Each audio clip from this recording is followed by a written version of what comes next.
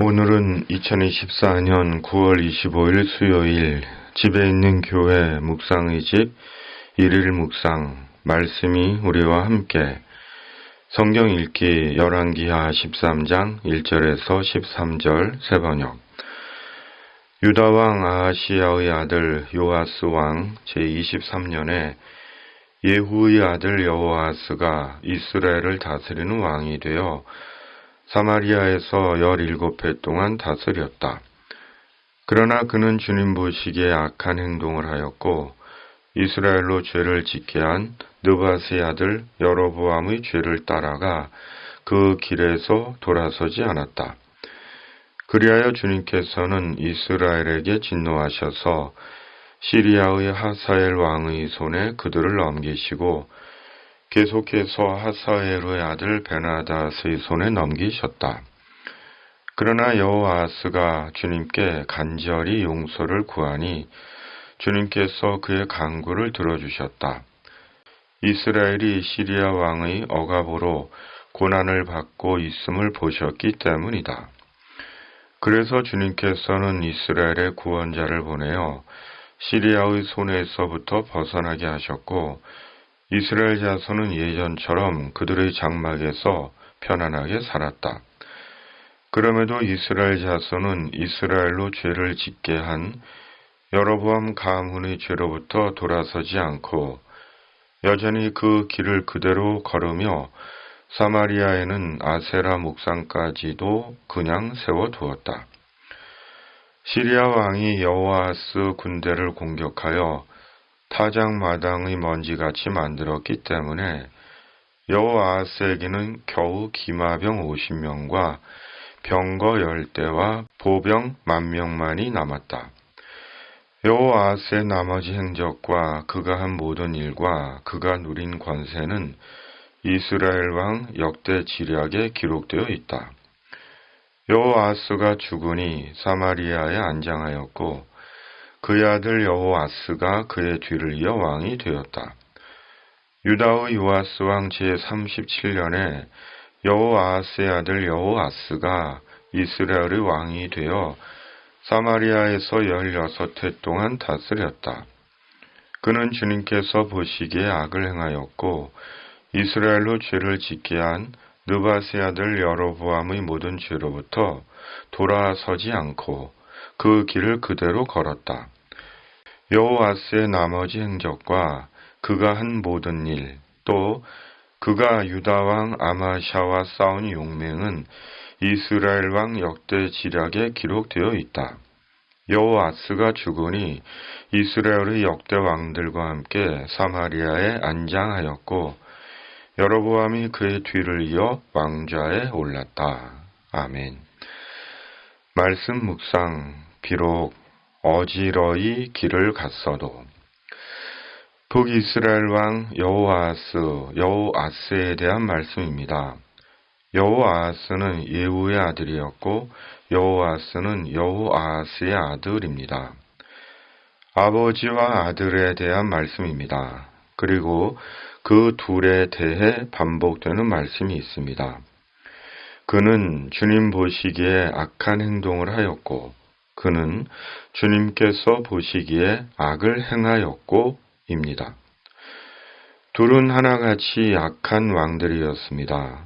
그리고 그 둘이 행한 악은 2절 이스라엘로 죄를 짓게 한 느밧의 아들 여로보암의 죄를 따라가 그 길에서 돌아서지 않았다. 11절 이스라엘로 죄를 짓게 한 느밧의 아들 여로보암의 모든 죄로부터 돌아서지 않고 그 길을 그대로 걸었다.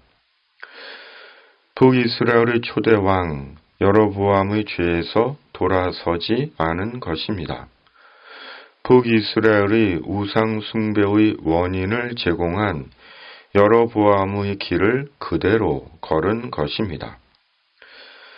북이스라엘의 초대 왕 여로보암은 북이스라엘을 완전히 우상 숭배에 빠지게 한 인물이었습니다.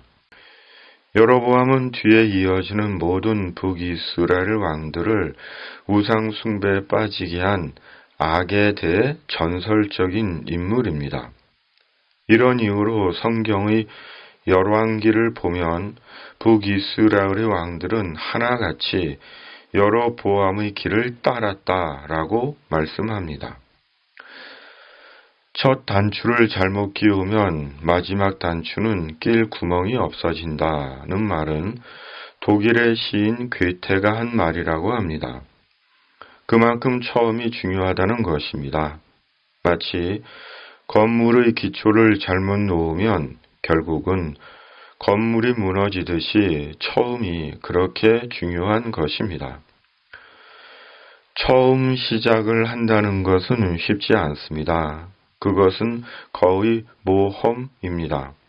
그럼에도 처음을 시작할 수 있는 것은 큰 의미이며 보람입니다. 처음 시작으로 선하고 의미로운 결실을 맺을 수 있고 사람들에게 유익을 주고 역사가 될 수 있기 때문입니다. 그러기에 처음 시작을 한다는 것은 어려운 일이지만 인생의 기회이기도 한 것입니다. 교회도 마찬가지입니다. 실은 세상의 어떤 처음보다 가장 중요합니다. 주님께서 교회를 통해 하나님의 구원을 이루어 가시기 때문입니다.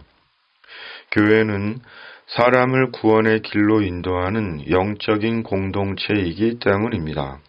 그러므로 어떤 처음보다 신중해야 하고 하나님의 확실한 응답을 받고 시작되어야 하는 것이 교회입니다. 그리고 교회의 처음을 잘 놓아야 하는 것입니다.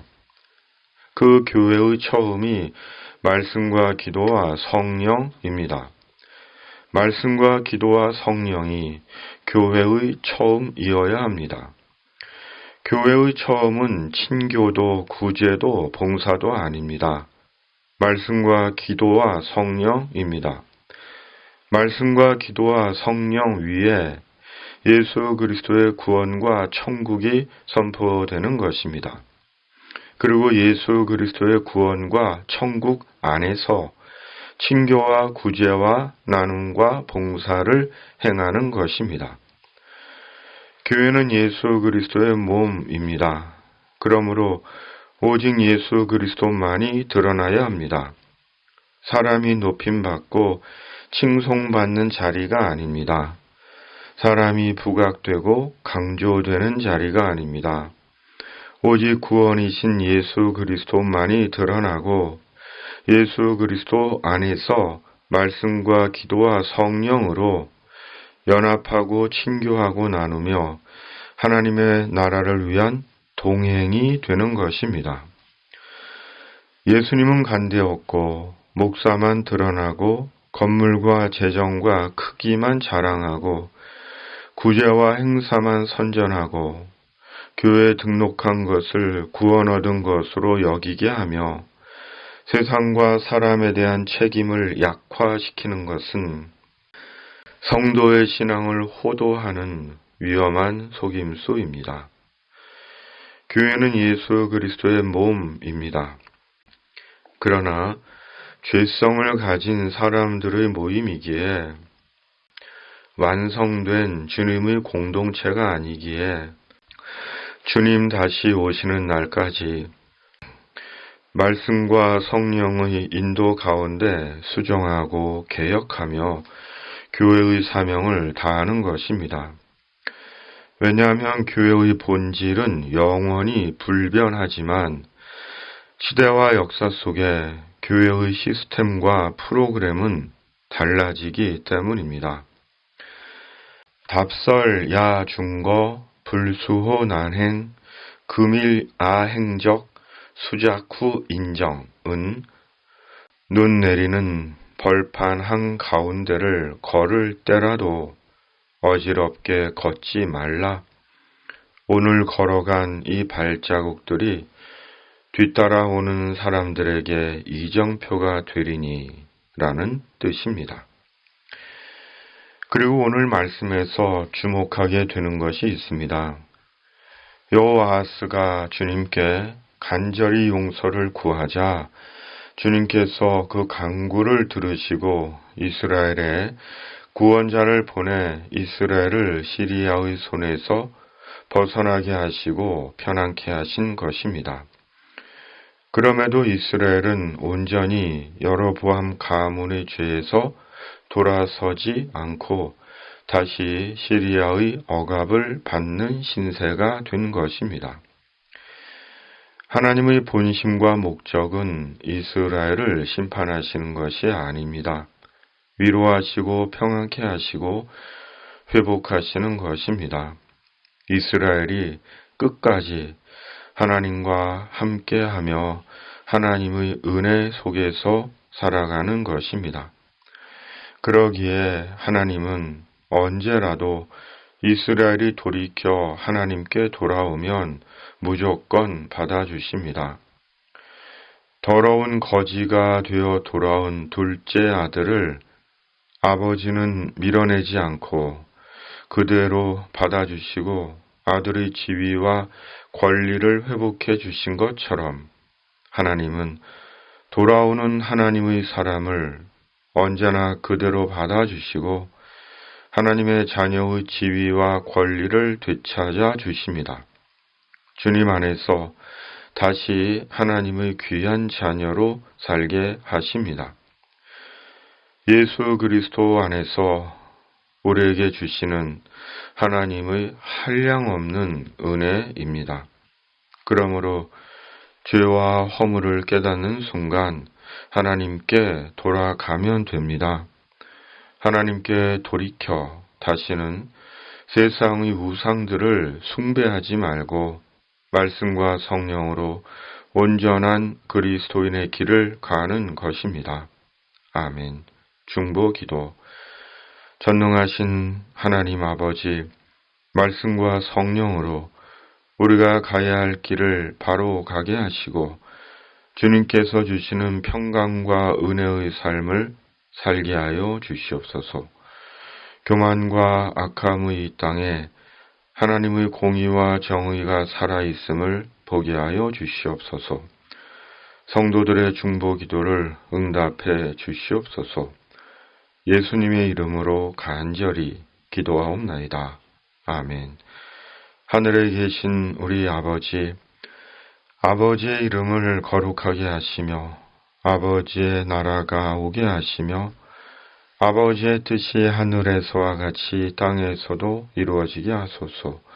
오늘 우리에게 일용할 양식을 주시고 우리가 우리에게 잘못한 사람을 용서하여 준 것 같이 우리 죄를 용서하여 주시고 우리를 시험에 빠지지 않게 하시고 악에서 구하소서. 나라와 권능과 영광이 영원히 아버지의 것입니다. 아멘.